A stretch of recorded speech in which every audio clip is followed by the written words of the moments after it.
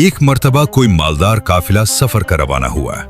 काफिले में शामिल एक शख्स के पास बहुत ज्यादा दौलत और हीरे जवाहरात थे। चुनाचे उसने लुटेरों के खौफ और डर से ये सोचकर कि अगर रकम बच जाए तो अच्छा है, उस रकम को सहरा में किसी जगह दफन करने का फैसला किया। अभी वो शख्स अपनी दौलत दबाने के लिए जगह ही तलाश कर रहा था कि अचानक वो अपने करीब ही एक बुजुर्ग हजरत फजील बिन अय्यास को मुसल्ला बिछाकर तस्बीह पढ़ते देखकर कदरे मुतमईन हो गया।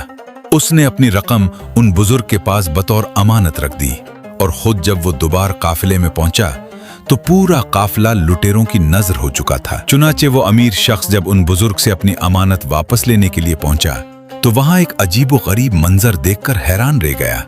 उसने देखा कि वो बुजुर्ग तमाम लुटेरों के दरमियान बैठे माले गनीमत आपस में तकसीम कर रहे हैं। अब तो वो अमीर बहुत सिटपटाया। उसने दिल में सोचा, मैं कितना अहमक हूं कि अपनी दौलत उस शख्स के पास अमानत रखवा दी जो खून लुटेरों का सरदार है। मगर हजरत फजील ने उसे अपने करीब बुलवाकर पूछा कि यहाँ क्यों आए हो। उसने डरते डरते अर्ज किया, अपनी रकम की वापसी के लिए हाजिर हुआ था। हजरत फजील ने कहा कि जिस जगह रख कर गए थे वहीं से उठा लो। जब वो शख्स अपनी रकम वापस लेकर चला गया तो आपके साथियों ने आपसे पूछा कि ये रकम बाहम तकसीम करने की बजाय आपने वापस क्यों लुटा दी। हजरत फजील ने फरमाया, साथियों, उसने मुझ पर एतमाद किया था और मैं उसके एतमाद को ठेस नहीं पहुंचा सकता था।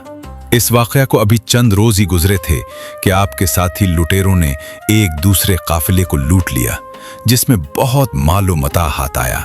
अहले काफिला में से किसी ने लुटेरों ने दरियाफ्त किया कि क्या तुम्हारा कोई सरगना है। लुटेरों ने जवाब दिया, हमारा सरदार तो यकीनन है, लेकिन उस वक्त वो दरिया के किनारे इबादत और रियाजत में मसरूफ है।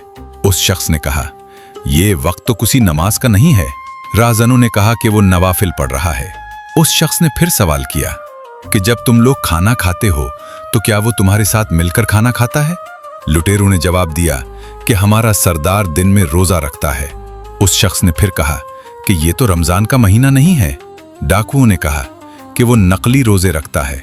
डाकुओं की जबानी उनके सरदार के बारे में इस किस्म की बातें सुनकर काफिले का शख्स बहुत हैरान हुआ और वो हजरत फजील के पास जाके अर्ज करने लगा कि सौमो सलात के साथ रेजनी का क्या ताल्लुक है।